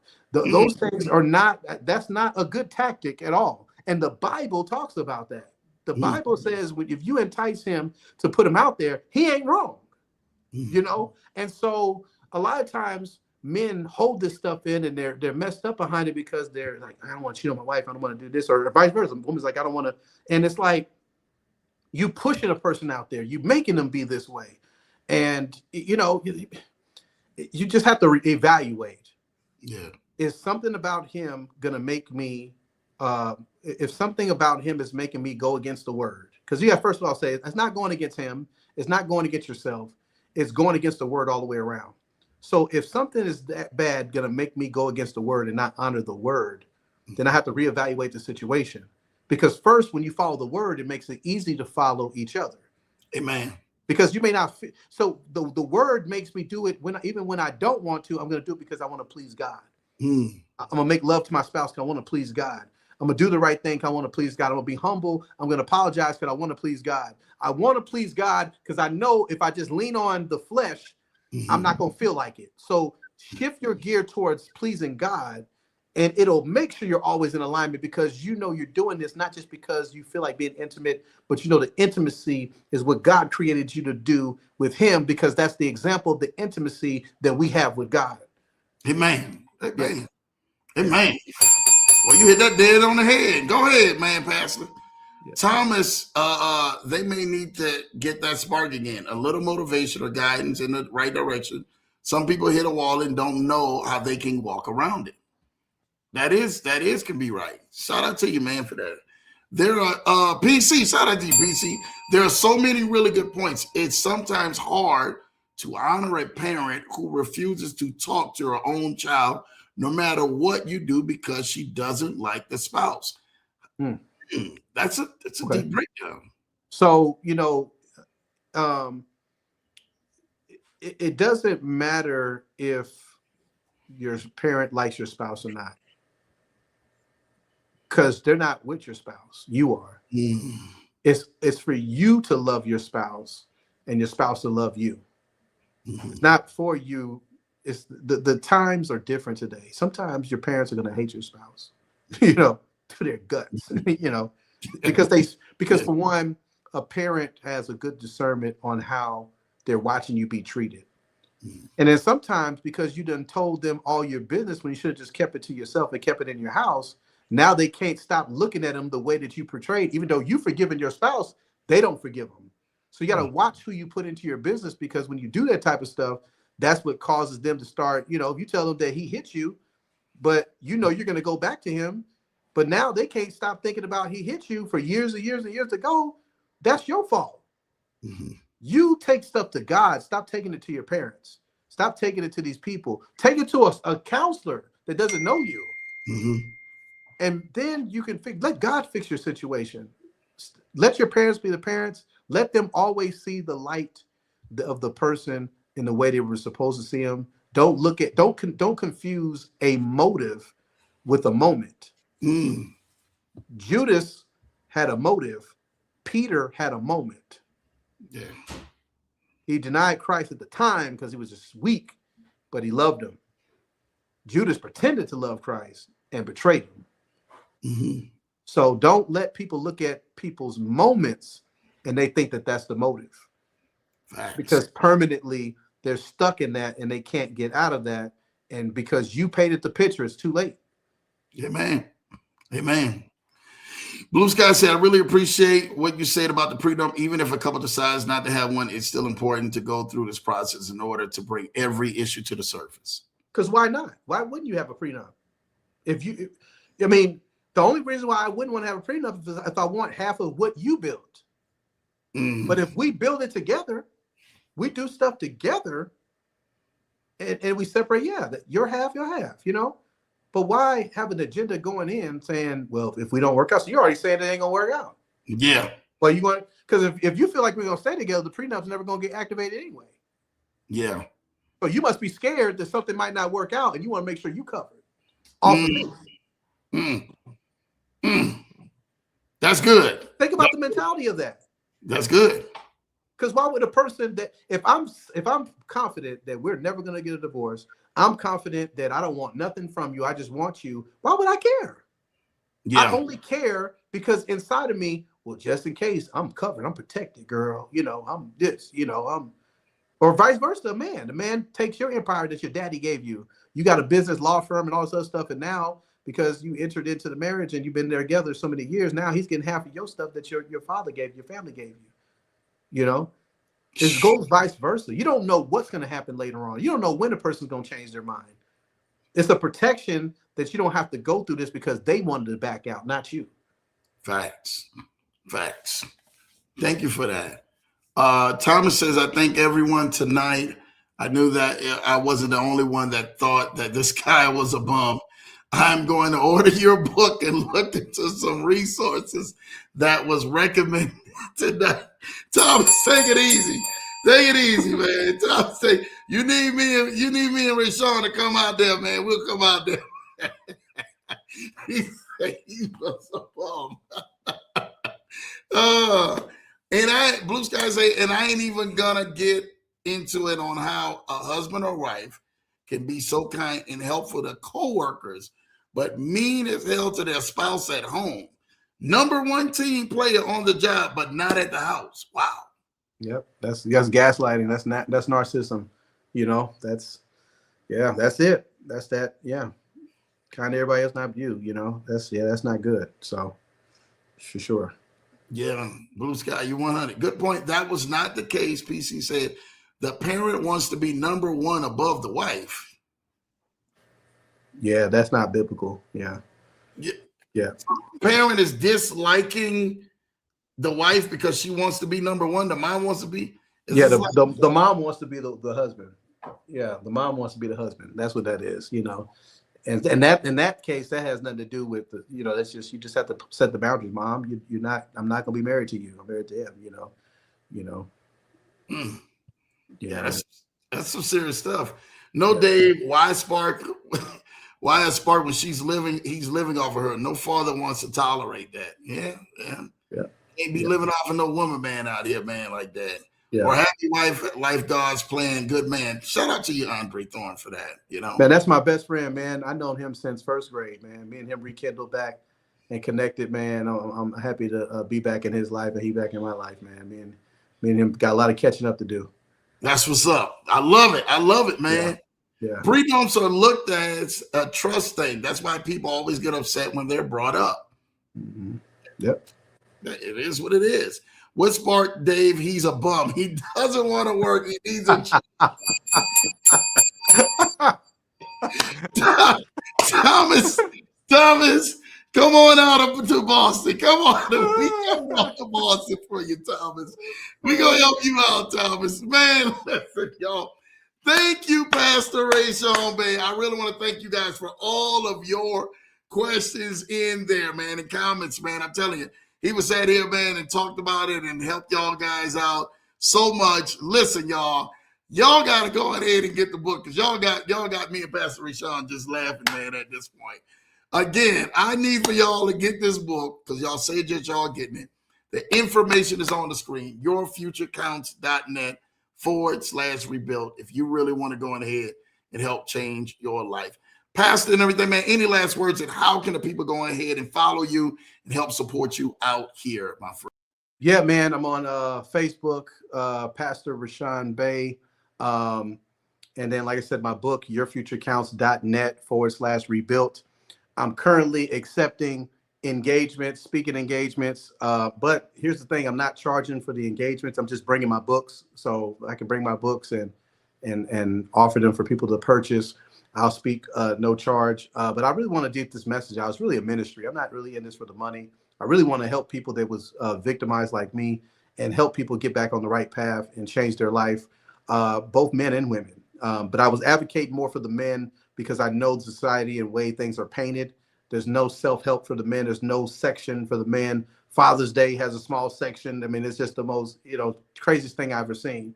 But man, I truly thank each and every one of you all, your support, all my family and friends, Mom, my brother Ray Crockett, David, the Fruit Trails, all the people that tuned in tonight, Michael Jordan, all of them, my brother Joseph, Andre Thornton, all of you guys. I appreciate each and every one of you all for tuning in. There's many more to come. This is just the beginning. Looking forward to seeing me on other platforms and stuff. But the main thing is making an impact and saving the marriages, getting them back to where they need to be and getting the man and the woman to where they were born to be and rebuilding this one step at a time. Thank God for each and every one of you all. God bless. I appreciate you, Lambo. Love you to death, man, you and your wife. I appreciate you for opening up this platform. And I know you wanted me on here, so I stayed on a little bit, a few minutes later than last time, but definitely. You gave them, look, all in that, way more worth. I want y'all to go order this book and make this video, man, go into the masses out here. Go like, subscribe, send this video out to your family, your friends, your loved ones. Say, hey, man, I got a video tonight that will help change your life. Let them know about this show, because this may be what somebody is looking for out here. Again, go follow and like and subscribe, man, to my guy, man, Pastor Rashawn Bey. Just like his name is, man, right here on the screen, man. Already know. Can you see your name on the screen? Actually, there you go. Pastor Rashawn Bey. You guys can go like, subscribe, and go follow him on his social media channels. They spelled out just like that. Sometimes they may have an ad in front of it or whatever. But just like that, man, make sure you guys definitely going ahead and show some love. But again, get the book. The book is everything. The book is where we really want to go ahead and make our noise actually count. Pastor Rashawn, I really want to thank you. Thank you tonight tremendously for blessing us, man, like never before, man, out here on the Lever Show and staying in the comments and answering so many questions and everything and helping so many people out here who truly and everything need the help, man. We truly thank you, man, for tonight again. All right, everybody. We love y'all. Me and Pastor are out. Man, y'all go ahead, go get this book. We're not even getting ready to tell y'all about it. Go get the book, yourfuturecounts.net/rebuilt. That's all we got to say and everything, man. Until next time and everything, man. Me and my guy, man, Pastor Rashawn Bey, man, we are out of here. We love y'all. Take care. Have a great night. Thank you all for coming in on here. Hope you guys be blessed by it. Let us know how you did.